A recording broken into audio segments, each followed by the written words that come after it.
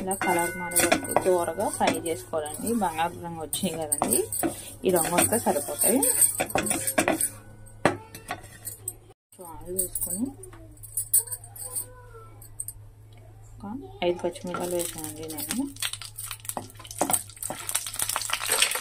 పచ్చిమిరపకాయలు ఫ్రై అయిపోయింది, ఇప్పుడు తీసేస్తున్నాను. ఇప్పుడు టమాటాలు వేసుకొని ఫ్రై చేసుకోవాలి. మూత పెట్టి కాసేపు మగ్గించుకోవాలండి. దీన్ని విడిగా ముందు మెత్తగా గ్రైండ్ చేసుకోవాలండి, లేదంటే ఆ వాటితో నలగవు. ఇప్పుడు ఒకసారి చూద్దామండి.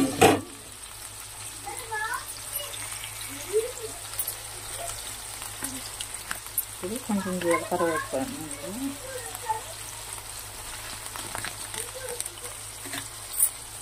పుదీనాని కట్ చేసుకుని ఇందులో వేసుకోవాలండి.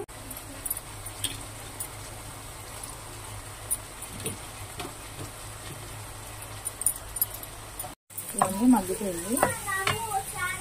ఇప్పుడు ఒక వెల్లిపాయ వేసుకుని మెత్తగా గ్రైండ్ చేసుకోవాలండి. నువ్వులు పచ్చిమిరపకాయ ఇలా మెత్తగా దంచుకో మిక్సీ పెట్టానండి.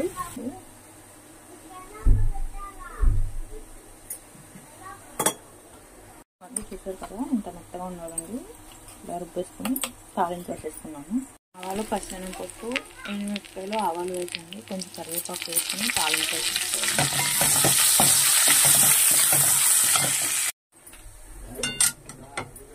తాలింపు వేసేసుకోవాలి. ఇందులో పుదీనా టమాటా పచ్చడి అయితే రెడీ అయిపోయింది. మీకు అంతా నా వీడియో నచ్చినట్టయితే సబ్స్క్రైబ్ చేసుకోండి.